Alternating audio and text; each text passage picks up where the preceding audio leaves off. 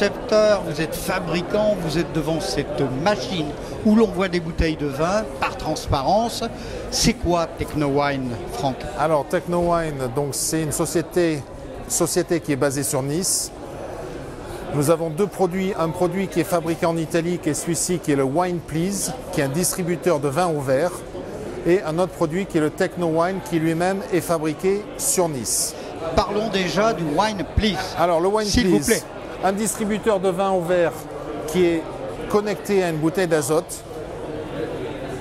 Donc comme vous pouvez voir sur la machine, celle-ci est une machine avec une capacité de 5 bouteilles, une séparation entre les deux qui vous permet d'avoir une partie plus fraîche pour les vins blancs et les vins rosés, et une partie plus tempérée pour les vins rouges. Capacité des bouteilles, là je vois que vous avez des 75 centilitres, une bouteille de chez Latour un peu plus bourguignonne. Est-ce que l'on peut mettre des bouteilles plus petites, voire des magnums? Absolument, on peut mettre de la demi-bouteille et on peut mettre certains magnums. Vous avez 5 bouteilles, j'en vois une qui est cachée derrière. Est-ce à dire que l'on peut en mettre quelques-unes de réserve?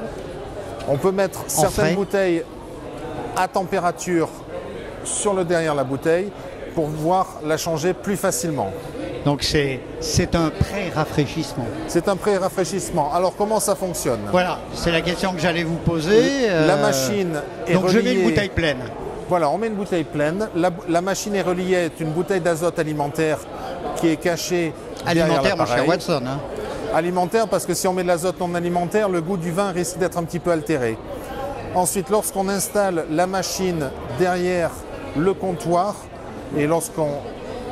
Dans les bars, dans les restaurants. Un bar à vin, un restaurant, un hôtel, vous avez sur chaque bouteille 2 boutons pressoirs. On va décider ensemble avec le restaurateur du dosage, la capacité, de la 5 capacité centilitres, à servir, 10, 15. absolument. Donc, sur cette table, là on avait... Je précise aux téléspectateurs que pour la circonstance, on a mis de l'eau. On a mis de l'eau pour ne pas... C'est pour ça que le vin a une couleur très liquide. Le vin est un petit peu léger en couleur. Donc en règle générale, on a sur la gauche la dose dégustation. 5 centilitres 5 centilitres par exemple. Hein, mais encore une fois, on peut la paramétrer. Absolument. Ça, le paramétrage est très très facile à faire par le professionnel. Et sur le bouton de droite, en règle générale, on a une dose verre de vin qui en général est 15 centilitres. Cette machine est à la disposition des barman et autres personnels de salle dans un restaurant, mais peut-on la mettre par exemple en libre service? En libre service, absolument. Ça sera un modèle un petit peu différent de celui-ci, qui intégrera un système de cartes, de lecteur de cartes. Le client ira en caisse acheter une carte avec un certain montant crédité sur sa carte. 10, 15, 20, 30 10, 15, 20 euros. Ira devant la machine, va insérer la carte.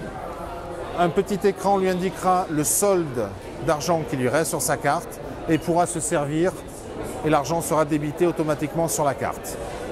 Les caractéristiques de conservation du vin, une bouteille ouverte, on la conserve très peu de temps. Avec votre système, combien de temps peut-on conserver une bouteille avec notre système, ouverte on est à peu près à 21 jours de garde. 3 semaines. 3 semaines. Alors cela veut dire que pour les professionnels du CHR, c'est quand même très intéressant parce que ça leur permet de garder de jolis, voire de très jolis flacons plus longtemps. Absolument. Pour servir du vin au verre. C'est un gage de qualité tout d'abord, être sûr que le restaurateur sert du vin de qualité à sa clientèle. La deuxième chose, grâce au système d'azote, il n'y a plus de perte de produits. Donc la perte financière est quasi nulle. Et la troisième chose, c'est un générateur de chiffre d'affaires qui permettra aux professionnels de monter en gamme et de sur la qualité des vins proposés à ses clients des vins de meilleure qualité, un petit peu plus chers, sans avoir le risque de la perte. Il y a quand même quelques inconvénients. Le poids. L'inconvénient principal, ça va être la bouteille d'azote et le prix de l'appareil, où il y a quand même un investissement assez important à faire. Mais de toute façon, nous proposons à notre clientèle de la location longue durée et la plupart de nos clients sont très heureux après avoir acquis une machine Wine Please. Cette machine contient 5 bouteilles, 5 flacons, 2 compartiments. Un ordre de grandeur du prix? Le prix c'est exact. 500 €, 5 000, 50 000? Sur cette machine, 5 bouteilles, nous sommes à 5 250 € Hors taxe. hors taxe. Livraison et mise en place. La mise en place est offerte. Ouais. C'est Franck vous-même qui l'a fait? C'est moi-même qui, avec mon réseau de distributeurs, qui installons les machines, la formation du personnel et également le SAV. Elle existe également en 8 bouteilles. La 8 bouteilles est au prix de 7 250 € hors taxe. C'est raisonnable, fabrication italienne, un design de qualité. Quoi vous dire d'autre? Eh bien, santé. Santé. Merci Franck.